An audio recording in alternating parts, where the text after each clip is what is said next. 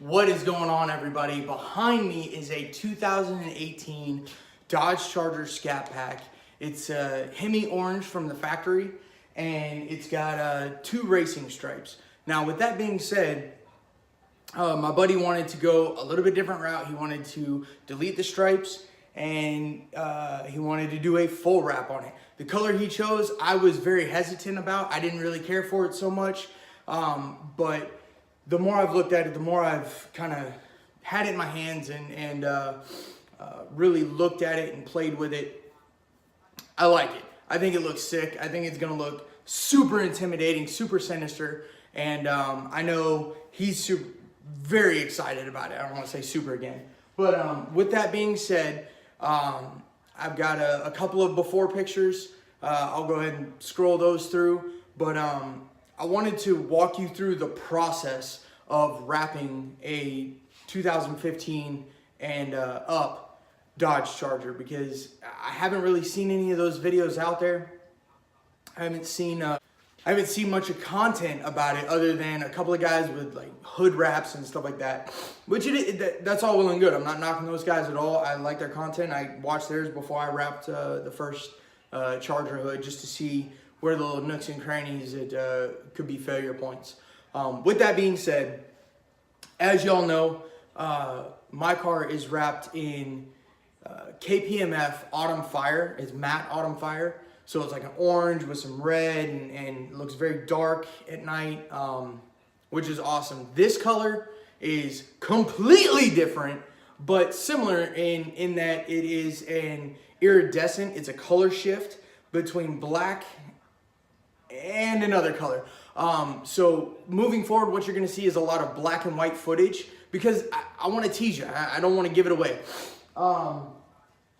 But in that, please follow along.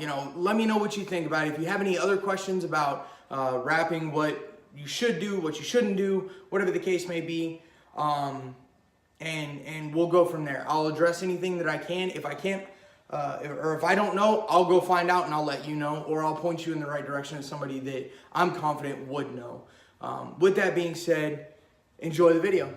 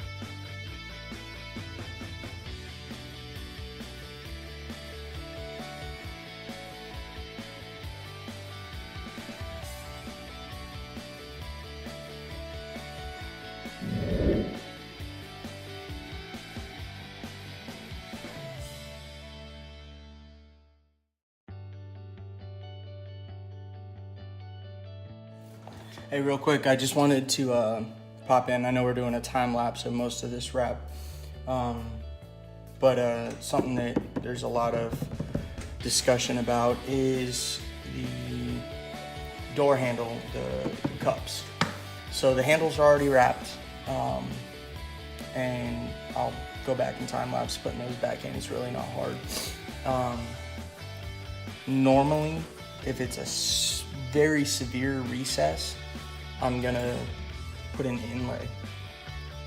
But because it's really not all that bad, and a majority of it I'm drawing down, and there's a big, underneath, you'll see in a minute, there's a hole where the door handle goes in through, and it's, you know, almost as wide as this. So a lot of this material I'm pulling down, and you'll see that. But biggest thing is to heat while you're pulling and just slowly work it in, and then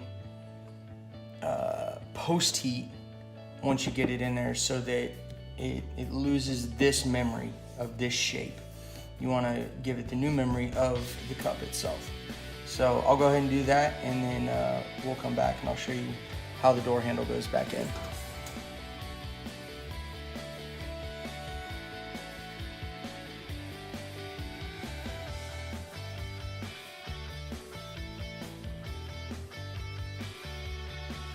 Okay, so now we're looking at everything is nice and settled in there, all up in there. Everything's post-heated, as you saw. Now this section right back here, I'm not worried about because you're not gonna see it. And got a little jagged, so call me sloppy, whatever. But anyway, so the door cup is done, post-heated. This isn't going anywhere long-term. Now, as you can tell, it's really not that deep of a recess, about an inch, you know, over a 5 or 6 inch span. So, you know, maybe a little more than 10%, but I've done the same exact thing on my car and have had no issues of lifting whatsoever. A good post heat in here, and it's not going anywhere. So now, let's look at the door handle right here. Looks really nice. Now, these door handles are really easy in comparison to some cars.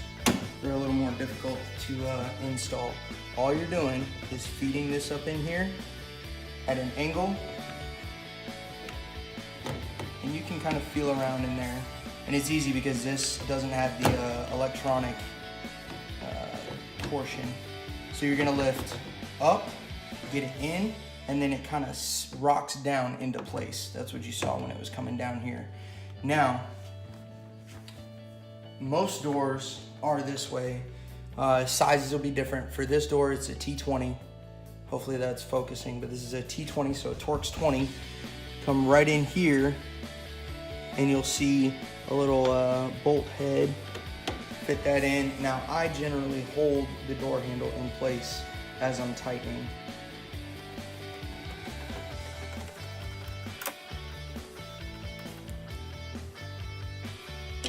Okay, so now door handle's in. It's not going anywhere. It's in there secure. Just double check, make sure everything's good. Awesome.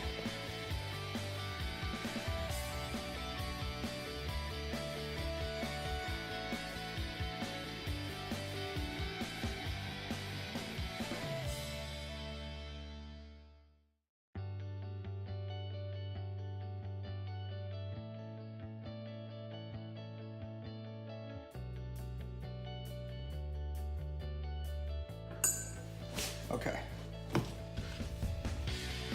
Now, let's bring you over here.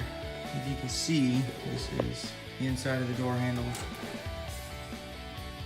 Right in there. I'm trying to see if we can't shine some light on the situation.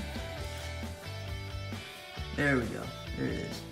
So that Torx bit right there, which is our T20 right there. That is our